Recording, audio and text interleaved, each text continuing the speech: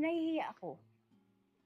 Kasi, hindi ko alam kung anong mukhang ihaharap ko. Hindi ko alam kung paano ko sasabihin na mali ako. Na nagkamali ako. Na hindi ko alam kung paano ko gagawin yun na hindi ako husgahan ng tao. At the same time, hindi maapektuhan yung anak ko.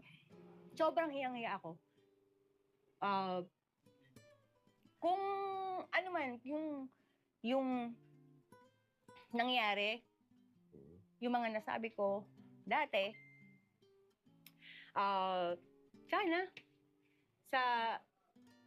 sana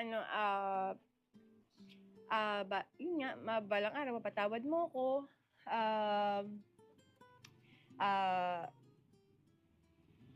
Gusto kong magpasalamat kasi hindi katulad ng iba diyan, ibang ama diyan, 'di ba, na pag sinabing sa kanya, yung walang pakialam na sila pa yung lumalayo, pero ikaw tinry mo pa rin lumapit, tinry mo talagang malinawan.